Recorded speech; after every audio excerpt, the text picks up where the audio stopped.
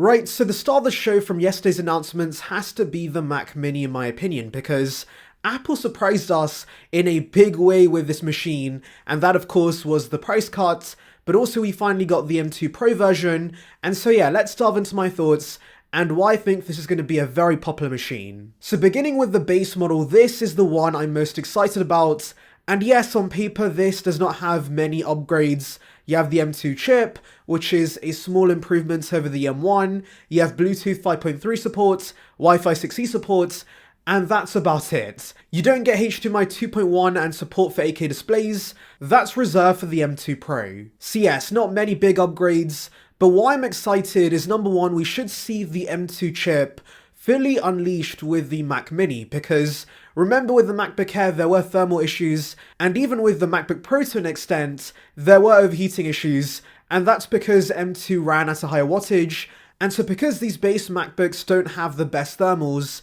the performance is restricted. However, we already know the Mac Mini's thermals were overkill in the first place for the regular M1 chip, and so giving this the higher wattage M2 should not be an issue because the thermals are much better in this. And so basically this Mac Mini should offer the best performance the M2 can offer in a Mac, and that's pretty exciting when you get to know the price and how this is actually $599, the cheapest Mac Apple offers. So yeah, the price was a big surprise for us because no one said anything about price cuts, and especially as we're entering a recession, many of us were expecting price increases instead of price cuts. But no, Apple surprised us and gave us a $100 price cut with the Mac Mini for regular consumers and a $200 price cut for those in education. So yes, if you know someone in college or uni, you can now get a Mac Mini for $500, and that's 100% the best deal in tech because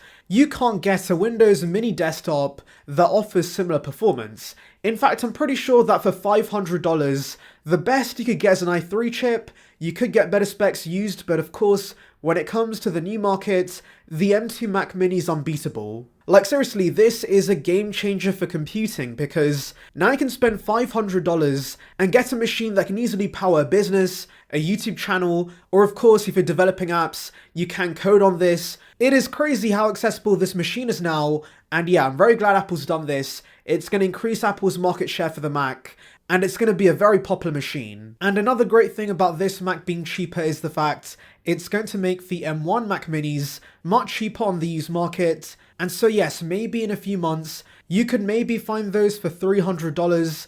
That is a crazy deal. So yeah, this is fantastic news. Now yes, I know some of you guys might be wondering, how is Apple exactly giving us a price cut?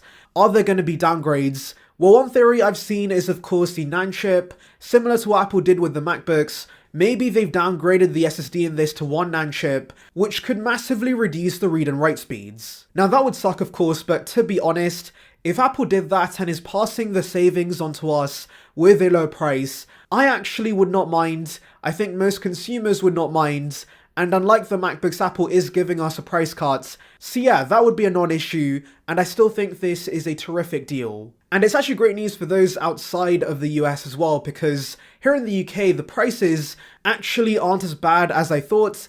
Because the US got price cuts, we also saw a price cut here for regular consumers, and it's $649, which is £50 cheaper than the M1 version, and that's pretty solid. But what's more surprising for me is that via the education discount, you can now get the Mac Mini for $539, which is actually a greater discount than the usual 10% they give for most Macs.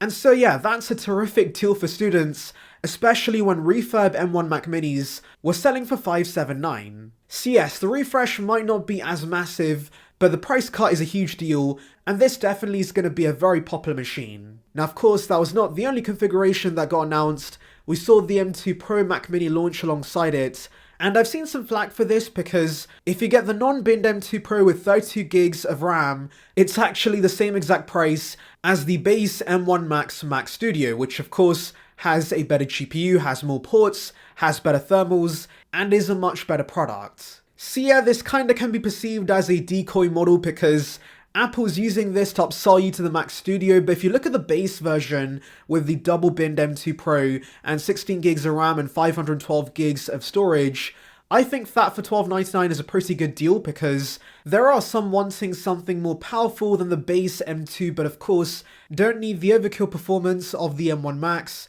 and so the M2 Pro would be perfect.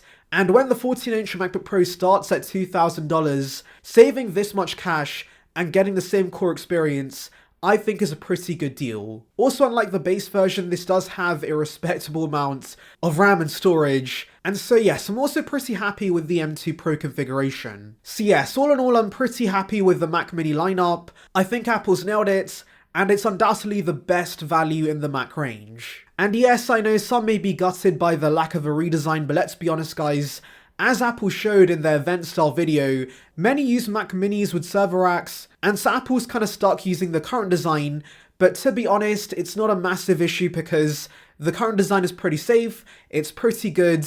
If anything, I'm more sad about the space gray finish being killed off. I think that should have been retained for the M2 Pro version, but hey, I guess silver's pretty decent too. Oh, I just realized I forgot to mention the specs of the M2 Pro, but basically this is a small refresh over M1 Pro. It's based on the same 5nm process. It's got a 20% faster 12-core CPU and a 30% faster 19-core GPU.